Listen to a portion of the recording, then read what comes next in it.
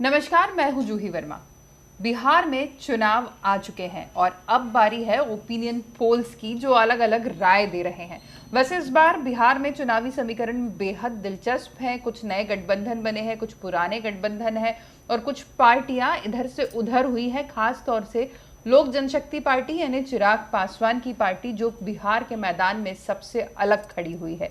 तो इस बार opinion poll क्या कहता है? सबसे बड़े ताज्जुब की बात यह है कि ओपिनियन पोल एनडीए और महागठबंधन के साथ साथ चिराग की पार्टी को भी उतना ही तवज्जो दे रहे हैं जितना कि इन बड़े गठबंधनों को मिल रहा है।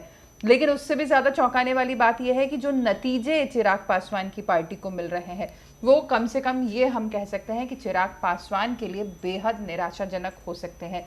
कुछ एक जो चैनल्स हैं बिहार के लोकल, उन्होंने अपना ओपिनियन पोल किया है, जिसमें से एक ओपिनियन पोल ने महागठबंधन यानी जिसमें तेजस्वी यादव और कांग्रेस है साथ में, उसको जीत के लिए दिए हैं 88%। यानी 88% बिहारियों का मानना है कि महागठबंधन की सरकार इस बार बनेगी। और इसके बाद एनडीए को मिले हैं सिर्फ 5%। एनडीए यानी नीतीश कुमार जो मौजूदा मुख्यमंत्री हैं बिहार के, वो और उनके साथ उन पर दांव लगाने वाली बीजेपी, इन दोनों के साथ को सिर्फ 5% मिले हैं।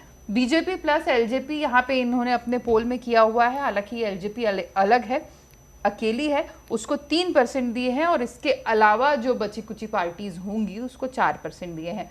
यानी ये जो पोल है ये कहता है कि 88% जो है वोट जीत वो तेजस्वी यादव के गठबंधन महागठबंधन को मिल रही है। इसके अलावा एक और ओपिनियन पोल हुआ है, अगर हम उसकी बात करें तो इस ओपिनियन पोल में इस तरह के सवाल हुए थे, आप स्क्रीन पर देख सकते हैं कि किस पार्टी को कितनी सीट मिलेगी, जिसमें एनडीए को दी गई थी 175 सीटें और आरजेडी को दी गई थी 50 सीटें। पहला ऑप्शन था जिसमें 12% लोगों ने माना है कि हाँ ये हो सकता है, यानी एनडीए को 175 सीटें मिल सकती हैं। एक अगला ऑप्शन था एनडीए को 130 और महागठबंधन को 90। 5% ही लोगों ने इससे एग्री किया है। एनडीए को 111 और महागठबंधन को 123। 7% ने ही इसको एक्सेप्ट किया है कि हाँ ऐसा हो सकता है। एनडीए को 50% और महागठबंधन को 180 प्लस सीटें। जिस ऑप्शन में ये लिखा गया है उसे मिले हैं 56% वोट। यानी ये ओपिनियन पोल फिर से ये साबित करता है कि महागठबंधन की सरकार पर लोग ज्यादा खुश नजर आ रहे हैं। इसके अलावा एक और ऑप्शन है एनडीए को 35 और महागठबंधन को 200, उससे सिर्फ 19% लोगों ने किया है। यानी यहाँ थोड़ा सा असमंजस्य भी है लोगों में इस ओपिनियन पोल में।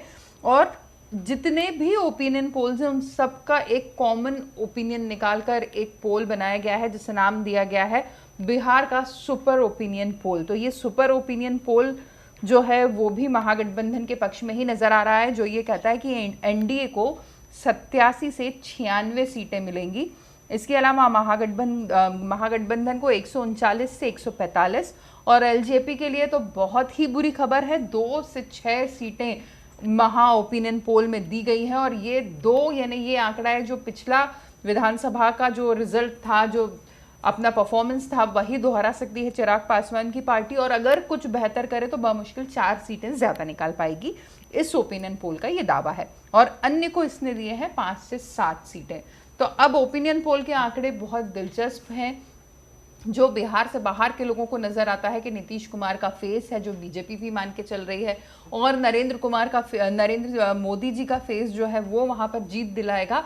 लेकिन जो बिहार के स्थानीय ओपिनियन पोल्स हैं उनका दावा जो कहता है वो ये है कि तेजस्वी की पार्टी और उसके साथ में कांग्रेस का जो गठबंधन है वो जीत हासिल करेंगे। अब दिन बहुत कम बचे हैं और नतीजे सबके सामने होंगे ही, कौन सा ओपिनियन पोल ठीक है और ये ओपिनियन पोल क्या वाकई सही नतीजे दे रहा है, बहुत जल्द इसका खुलासा हो ही जाएगा। नमस्कार।